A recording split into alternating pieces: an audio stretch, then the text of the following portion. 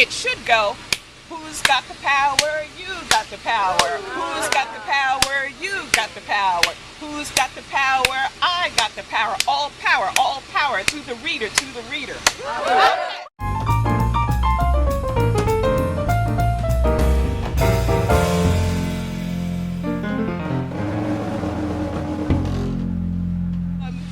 The chapter colored counting. That's an activity that my sister, brother, and I used to do. We were little scientists of our own, and we would actually count. We would count the number of people of color, black people, that we saw on TV, and we counted how many words they got to say. And if they were just kind of planted there, if they just had one word, or if they were a character, and if they had things to say. That's how important a presence was to us. We'd even count commercials too. So that's one of the things. A good deal of that is, it's taken from what I know and kind of what I've seen, but the story itself is a story of Delphine, Vanetta, and Fern. I do have relatives who are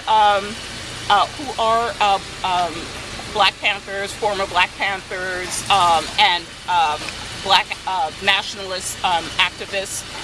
So that's not a world that is foreign to me. I have a cousin who we cannot say the name Eldridge Cleaver in my household.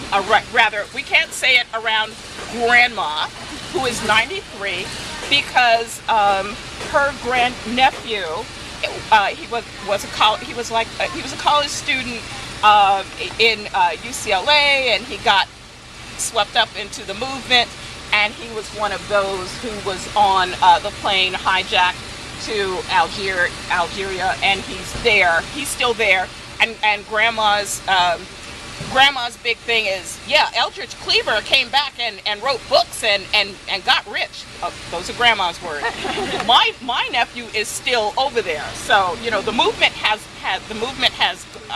subsided, but Grandma wants to see her sister's grandnephew, so she could see her sister in his face, and he is still there. So it's personal, for Grandma it's personal, it's not ideological. So could I talk about writing Cecile's poems and Fern's poems? I am not a poet, and when it dawned on me that I would have to produce poetry, I began to find other things for Cecile to do. And then, but everything came so fast and so viscerally. Everything from the writing on the wall and the wings of paper flapping, and what words were to her, and that they were they were life-saving to her. That I knew that, okay, suck it up, you got to go in there and go in there as a poet. So I was thinking of a cop-out. I was going to make her someone whose poetry was a little suspect, in the way so that we really didn't like her, because this is the crap you are writing? What? And this is why you left your children? So, but then I said, you're just protecting yourself, girl. Go in there and do that poem. So I read a lot of the '60s poetry as a child, and so I pretty much have that meter in my head.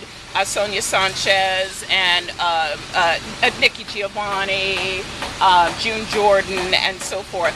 I didn't study it heavily. Lucille Clifton. I didn't study it heavily because I didn't want to parody it.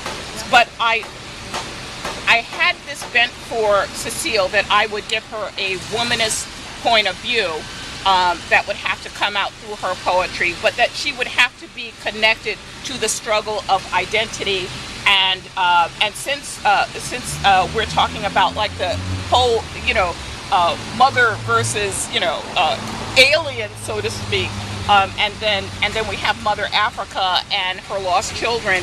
I thought, let me just tie all of that together. But then now Fern, if you, to destroy this for you, but if you look at all of the girls, there are aspects of Cecile in them all.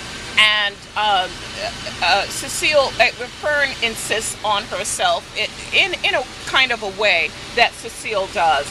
And it was just natural for me to let Cecile, rather to let Fern be the poet. Actually, I intended originally on day one, on the book proposal, that it would be Delphine.